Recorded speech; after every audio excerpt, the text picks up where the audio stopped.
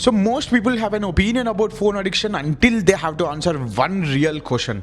That is, when was the last time you were completely alone and didn't try to escape yourself by not walking with music, by not eating with YouTube, by not lying in bed while scrolling? Just you, your thoughts and silence. And before you answer too quickly, remember the last time your phone battery died. That small panic, that strange emptiness, and that feeling of what do I do now? That is where this conversation begins. So let's understand why phones destroyed our ability to sit alone. And let's try to understand how all of this works also from psychology perspective. So imagine someone sitting in a cafe alone, nothing dramatic, just a cup of coffee, a chair, a few people around, and maybe 10 quiet minutes. Years ago, that person might look outside, or they might think about their own life, or they might notice a problem they have been avoiding, or they might remember someone they miss, or they may get an idea, or they might feel lonely for a second, but then that loneliness would have somewhere to go, right? But now watch what happens in today's time. Before the silence even arrives, the phone is already in their hand. No decision, no plan, just muscle memory. One notification, one message, or one video, one scroll, and suddenly the person is not alone anymore. But the thing is, they're also not connected either. They're just distracted. And that is the scary part I wanted to talk about.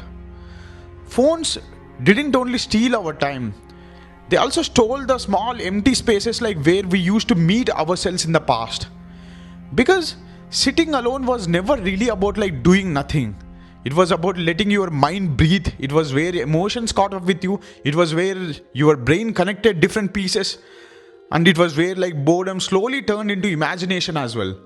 And it was also where you finally heard the thoughts that busy life kept burying from you.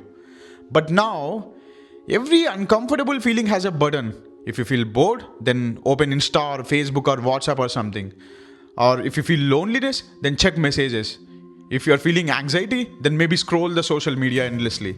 Or if you're feeling awkwardness, pretend that maybe you're busy. Or sadness, watch something funny and try to bury that sad feeling and without questioning why. Because like the escape is so fast, the feeling never finishes speaking. So your mind starts learning a dangerous lesson here.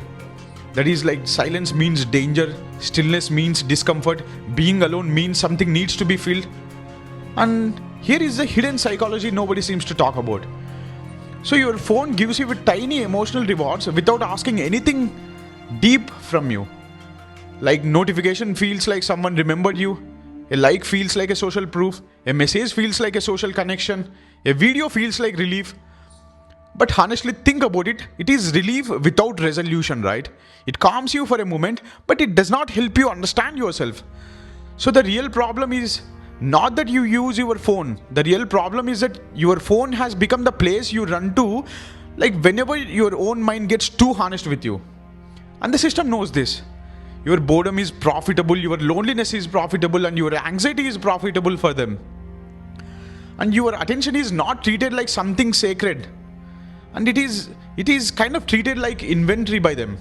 That is why all these social media apps are not designed to let you feel complete. They're designed to keep you almost satisfied, close enough to continue, empty enough to return.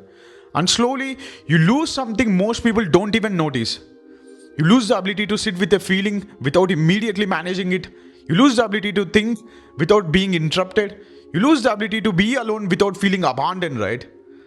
And here is the truth. The phone didn't make silence painful. It made silence unfamiliar. That is the important distinction. It didn't just create every wound. It just gave you a beautiful way to avoid looking at them. It didn't remove your inner voice. It just buried it under noise. So the final diagnosis is this. Phone destroyed our ability to sit alone because they trained us to treat every quiet moment like a problem. And once silence becomes a problem, peace also starts feeling like boring. Reflection starts feeling heavy. And your own mind starts feeling like a room you haven't entered in years. Not because there is nothing inside you or something like that, but because you have been everywhere else except with yourself.